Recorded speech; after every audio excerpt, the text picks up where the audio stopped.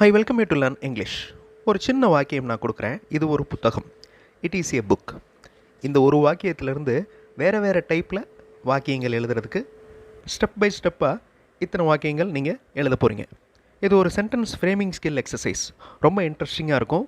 At the same time உங்களுடைய writing skill நல்லா improve ஆகும். I welcome you to the channel Sentax. Spoken English ரிலேட்டடாக videos upload பண்ணிட்டு வரேன். ப்ராக்டிஸ் பண்ணிட்டே இருங்க, கண்டிப்பாக டெவலப்மெண்ட் இருக்கும். ஒரு சிம்பிளான சென்டென்ஸ், இது ஒரு புத்தகம். It is a book. Book அப்படின்னா புத்தகம் அப்படின்றது தெரியும். இட் அப்படின்னா இது அப்படிங்கிறது தெரியும். ஒரு அப்படிங்கிறதுக்கு ஏ. இது ஒரு புத்தகம். It is a book. இந்த இஸ் அப்படிங்கிறது ஹெல்பிங் வேர்ப், பி வேர்ப். இது ஒரு புத்தகம் வாசிப்பதற்காக. இந்த மாதிரி இந்த சென்டென்ஸை மாற்ற போகிறீங்க. அந்த sentence it is a book அப்படின்னு ஆரம்பிக்கணும். ஓகே, அப்போ எந்தெந்த வார்த்தைகள் நம்ம யூஸ் பண்ணுவோம்? வாசிப்பதற்காக அப்படிங்கிறதுக்கு என்ன வார்த்தை நம்ம செலக்ட் பண்ணணும், அதை எப்படி எழுதணும், இப்படி யோசிக்கிறது தான் exercise. Okay, so it is a book to read. வாசிக்க இருக்குது அப்படின்னு அர்த்தம். It is a book to read. இது ஒரு புத்தகம் வாசிப்பதற்காக. இந்த டூக்கு பதிலாக ஃபார் அப்ளை பண்ணால் it is a book for reading அப்படின்னு வரும். It is a book for reading. It is a book to read, வாசிப்பதற்காக. ஓகே, ஃபஸ்ட்டு சென்டென்ஸ் உங்களுக்காக நான் சாம்பிளுக்கு சேஞ்ச் பண்ணி காமிச்சிட்டேன். இப்போ அடுத்த சென்டென்ஸ், இது ஒரு வாசிப்பு புத்தகம். திஸ் அப்படிங்கிற வார்த்தையில் ஆரம்பிக்கணும் இந்த சென்டென்ஸ். கொஞ்சம் யோசிங்க, கண்டிப்பாக உங்களால் முடியும். தப்பு வந்தாலும் பரவாயில்ல, சென்டென்ஸ் ஃப்ரேம் பண்ணுங்கள். அதில் என்ன மிஸ்டேக் இருக்குது அப்படிங்கிறத அப்புறம் பார்த்துக்கலாம். வீடியோ பாஸ் பண்ணிவிட்டு சென்டென்ஸ் ஃப்ரேம் பண்ணுங்கள். அந்த சென்டென்ஸ் திஸ் அப்படிங்கிற வார்த்தையில் ஆரம்பிக்கணும். வீடியோ பாஸ் பண்ணிக்கோங்க. ஆன்சர் ஃபியூ செகண்ட்ஸில் டிஸ்பிளே ஆகும். It is a book to read. இது ஒரு புத்தகம் வாசிப்பதற்காக. This is a reading book. அந்த ரீடிங் அப்படிங்கிறது அட்ஜெக்டிவ். இது வாசிக்கிறதுக்காக, அதாவது ரீட் பண்ணுறதுக்காக இருக்கிற book. This is a reading book. இப்போ அடுத்த சென்டென்ஸ் நீங்கள் எழுத போகிறீங்க. த புக் அப்படின்னு அந்த சென்டென்ஸ் ஆரம்பிக்கணும். Before framing that sentence, English model sentences இருக்கிற வீடியோஸ் இன்னொரு சேனல் சென்டாக்ஸ் ப்ளஸில் அப்லோட் பண்ணியிருக்கேன். அந்த மாதிரி மாடல் சென்டென்சஸ் பார்த்து உங்களுடைய ஓன் சென்டென்சஸ் ஃப்ரேம் பண்ணி ப்ராக்டிஸ் பண்ணலாம். கண்டிப்பாக யூஸ்ஃபுல்லாக இருக்கும். அந்த சேனல் வீடியோஸும் பாருங்கள். இப்போ it is a book to read அப்படிங்கிற அந்த சென்டென்ஸை this is a reading book அப்படின்னு மாற்றியாச்சு. இது ஒரு வாசிப்பு புத்தகம், அதாவது வாசிக்கிறதுக்காக இருக்கிற புத்தகம். அடுத்த சென்டென்ஸ் நீங்கள் எழுத போகிறீங்க. அந்த சென்டென்ஸ் த புக் அப்படின்னு ஆரம்பிக்கணும். அந்த புத்தகம் வாசிப்பதற்காக இருக்கிறது. ஓகே, த புக் அப்படின்னு அந்த சென்டென்ஸ் ஆரம்பிக்கணும். ட்ரை பண்ணுங்கள், கண்டிப்பாக உங்களால் முடியும். ஆன்சர் ஃபியூ செகண்ட்ஸில் டிஸ்பிளே ஆகும். ஃபர்ஸ்ட் சென்டென்ஸ் மாதிரி தான். It is a book to read. இது ஒரு புத்தகம் வாசிப்பதற்காக. அதே மாதிரி அந்த புத்தகம் வாசிப்பதற்காக இருக்கிறது. The book is to read. So அந்த ஃபர்ஸ்ட் 3 சென்டென்சஸும் எப்படி மாறுது அப்படிங்கிறத பாருங்கள்.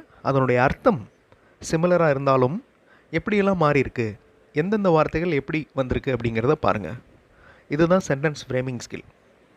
ஓகே, அடுத்த சென்டென்ஸ், ஒவ்வொருவரும் இந்த புத்தகத்தை வாசிக்கின்றனர். இதை நீங்கள் சொல்லணும். அந்த சென்டென்ஸ் எவ்ரி ஒன் அப்படிங்கிற வார்த்தையில் ஆரம்பிக்கணும். ஸோ ட்ரை பண்ணுங்கள், கண்டிப்பாக உங்களால் முடியும். ஒவ்வொருவரும் இந்த புத்தகத்தை வாசிக்கின்றனர். Everyone. வீடியோ பாஸ் பண்ணிட்டு ஆன்சர் கண்டுபிடிங்க. ஆன்சர் ஃபியூ செகண்ட்ஸில் டிஸ்பிளே ஆகும்.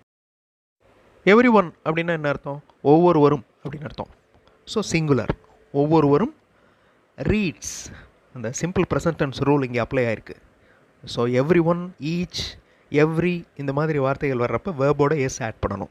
சிம்பிள் ப்ரெசன்ட் டென்ஸில் எழுதுகிறப்ப everyone reads this book. ஒவ்வொருவரும் இந்த புத்தகத்தை வாசிக்கின்றனர். 4 சென்டென்சஸ் நீங்கள் இப்போ ஃப்ரேம் பண்ணிட்டீங்க.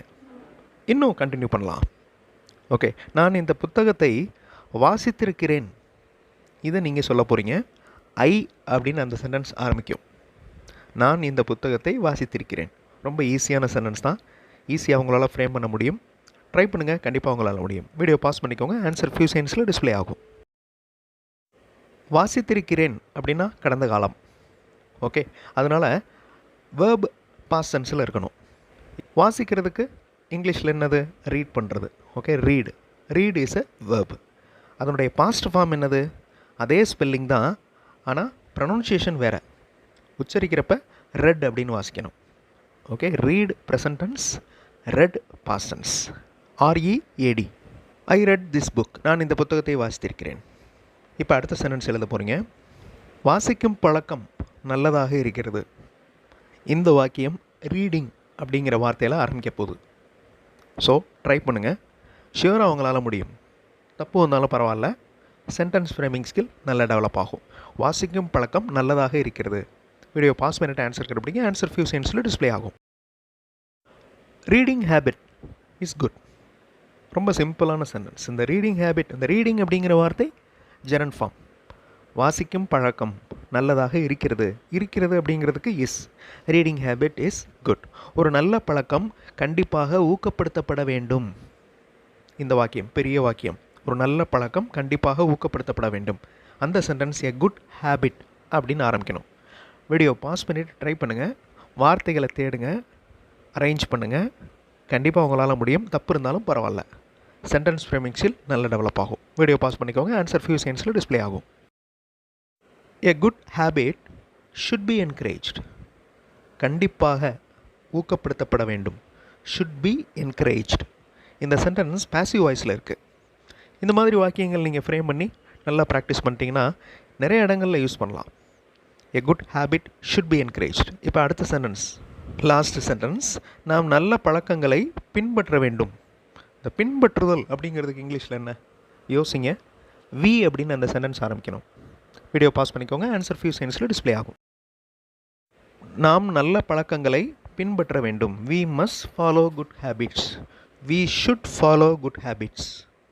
ஓகே, பின்பற்ற வேண்டும் அப்படின்னு இருக்கு, அதனால் மஸ்ட் ஷுட் யூஸ் பண்ணலாம். பின்பற்றுகிறோம் அப்படின்னா வி ஃபாலோ குட் ஹேபிட்ஸ். நாம் நல்ல பழக்கங்களை பின்பற்றுகிறோம். இது ஒரு பயிற்சி. இப்போ புது சென்டென்ஸ், திஸ் அப்படின்னு ஆரம்பிக்கணும் அந்த வார்த்தை. வீடியோ பாஸ் பண்ணிவிட்டு ட்ரை பண்ணுங்கள். கண்டிப்பாக உங்களால் முடியும். ஆன்சர் ஃபியூ செகண்ட்ஸில் டிஸ்ப்ளே ஆகும். This is a practice. That's all. ரொம்ப சிம்பிளான sentence. This is a practice. PRACTICE. CE வந்துச்சுன்னா நவுன் ஃபார்ம், எஸ்சி வந்துச்சுன்னா வெர்ப் ஃபார்ம். இது ஒரு ஸ்போக்கன் இங்கிலீஷ் பயிற்சி. இந்த சென்டென்ஸை நீங்கள் இப்போ சொல்லணும் இங்கிலீஷில். அந்த சென்டென்ஸ் திஸ் அப்படிங்கிற வார்த்தையில் ஆரம்பிக்கணும். இது ஒரு ஸ்போக்கன் இங்கிலீஷ் பயிற்சி. வீடியோ பாஸ் பண்ணிவிட்டு ட்ரை பண்ணுங்கள். ஆன்சர் ஃபியூ செகண்ட்ஸில் டிஸ்ப்ளே ஆகும். இதுவும் சிம்பிளான சென்டென்ஸ் தான். This is a spoken English practice. நாம் இந்த பயிற்சியை ஆங்கிலம் பேசுவதற்காக செய்கிறோம். கொஞ்சம் யோசித்து இந்த சென்டென்ஸை ஃப்ரேம் பண்ணுங்கள். கண்டிப்பாக உங்களால் முடியும். தப்பு இருந்தாலும் பரவாயில்ல. வி அப்படின்னு ஆரம்பிக்கிறோம் அந்த சென்டென்ஸ். நாம் இந்த பயிற்சியை ஆங்கிலம் பேசுவதற்காக செய்கிறோம்.